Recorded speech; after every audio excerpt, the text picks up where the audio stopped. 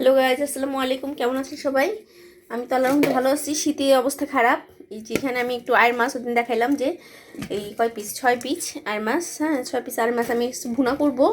তো এই যে এখানে আমি ভুনার জন্য একটু টমেটো, একটু কাঁচামরিচ, একটু ধনিয়া পাতা আর এই যে এখানে অনেকগুলো পেঁয়াজ কুচানো। তো এটা ভুনা করব।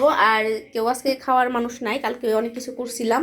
তো এই যে পোলাও, রোস্ট, ডিমের কুরমা এগুলো করছিলাম, ওগুলো কিছুটা রয়ে গেছে। তো শুধু এই মাছটা আজকে ভুনা করবো। আর প্রচণ্ড ঠান্ডা, মানে বলার ভাষা নাই কেমন ঠান্ডা, একটু দেখাচ্ছি আমি, সাথে থাকেন। তো এখানে আবার আয়রামণি যে ওর ড্রেস টেস পরাই দিছি, গরম কাপড় শুনতেছে। আর এখানে আমি যে গরম কাপড় না, গরম কাপড় পরে আছে আর সুরা চলতেছে টিভিতে, সুরা শুনতেছে। আমি ওর প্রতিদিন সুরা চালাই। তো এখন সকাল 10টা বেজে গেছে, অলরেডি দেখছেন 10টা বেজে গেছে, এখন পর্যন্ত রোদ উঠে নাই।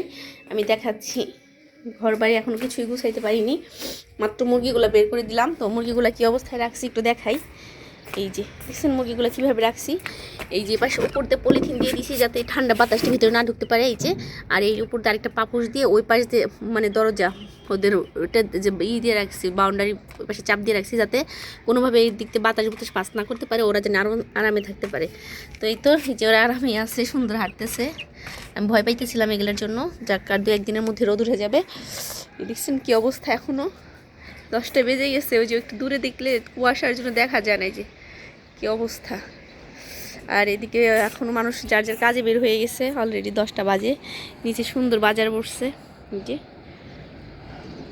তো আমার নিচে যাওয়া দরকার ছিল একটু সবজি টবজি আনার জন্য, কিন্তু রান্নার অতটা প্রয়োজন নাই আজকে। তো যাই হোক, নামবো একটা সময়, নেমে কিছু একটা সবজি টবজি নিয়ে আসবো পরে। এখন শুধু আমি আয়ের মাছটা ভুনা করি। তো এই তো ভুনা করে আমি একটু ভাতটা বসিয়ে একটু আলু ভর্তা করব, তারপরে আজকে রান্না হয়ে যাবে। কারণ আমার ডিমের কুরমাটা রয়ে গেছে, তারপরে একটু তরকারিও রয়ে গেছে কালকে। তো বেশি কিছু করব না। আর ঠান্ডার মধ্যে মানে রান্না বান্না করতেও ইচ্ছা করে না অতটা, আসলে খারাপ। তারপরে খাওয়ার জন্য সব কিছু করতেই হয়। আর একটা আপনাদের গুড নিউজ দেখাই, যে আমি এটা কয়েকদিন আগে ভিডিও করছিলাম যে মানে বীজ আসতেছে না। তো আল্লাহর রহমত দেখছেন বীজ চলে আসছে এখানে একটা, আর এইখানে একটা ছোটো, এটার ভিতরে এখন বীজ গজাইছে কিনা জানি না, 2টা বীজ গজাইছে মনে হয়েছে এখানে একটু। হ্যাঁ, যাই হোক, এক আপু বলছিল যে ফুল ছিঁড়েন কেন। আমি আসলে ফুল ছিঁড়ি না, মাঝে মাঝে ছিঁড়ি। দেখেন কত ফুল জমে আছে, কিন্তু এগুলো কিন্তু ছিঁড়ি নাই। এই গাছটা বীজ হচ্ছিলই না, সত্যি কথা যেটা।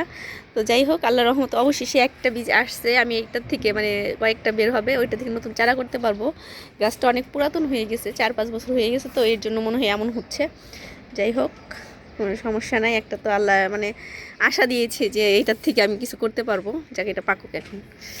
এই তো তো এই যে বাগানের আপডেট কী দিব, ঠান্ডার মধ্যে বাগানের গাছগুলো জমে গেছে, এই আর কি অবস্থা। তো যাই হোক, গাছগুলো আসলে টবে আর মাটিতে গাছ অনেক তফাৎ। মাটিতে একটু লাগাই রাখলেই সুন্দর বাড়তে থাকে, আর টবে কিছুদিন পরে দেখা যায় পুষ্টিহীনতায় গাছগুলো ভুগতে থাকে, এই অবস্থা হয় আর কি। আর এইদিকে আমি যে অনলাইন থেকে যে কিনে আনছিলাম, সেই গাছটায় ফুল ফুটছে, তো দেখতে অনেক সুন্দর লাগে। এটা প্রথমে হলুদ হয়েছিল, এটা মাল্টি কালার। হ্যাঁ, আর এটা পিঙ্ক কালার। আর এই দুইটা যে কী কালার তা জানি না, কিন্তু আমি যেগুলো দিয়েছিলাম একটা হোয়াইট কালার দিয়েছিলাম হচ্ছে এগুলো হোক। আর এইখানে ওই যে ফুল ফুটছে আরেকটা, হ্যাঁ, খুব সুন্দর লাগে দেখতে এগুলো। আর এই যে এগুলো হচ্ছে চারা, হইতেছে আর কি, হোক। তো এই যে যাই হোক, ছোটো ছোটো বাগান, এই তো আর কি বলবো। তো ভালো থাকেন, আমি যাই রান্নাটা করি আর মাছের ভুনাটা করি। করার পরে যাই হাত পা গরম করতে হবে, হাত পা একবার ঠান্ডা বরফ হয়ে গেছে। সকাল থেকে থালা বাসনে এক গাদা ধুইলাম, মেয়েকে খাওয়াইলাম, ওর জামা কাপড় পরে মানে ওর জোগাল করতে হয়। আবার ঘর বাড়ি গুছানো টুছানো সব আসছে, দেখা যায় যে একটু মানে পানি না ধরলেও হাতে এমনিতেই ঠান্ডা হয়ে যায়। তো ভালো থাকেন সবাই, টাটা বাই বাই, আল্লাহ হাফেজ। ভিডিওতে লাইক করবেন, কমেন্ট করবেন, বেশি বেশি সাবস্ক্রাইব করবেন। আপনাদের কাছে এই জিনিসটাই চাচ্ছি, একটু আমাকে হেল্প করেন সবাই, বেশি বেশি সাবস্ক্রাইব করে দিয়েন। আল্লাহ হাফেজ।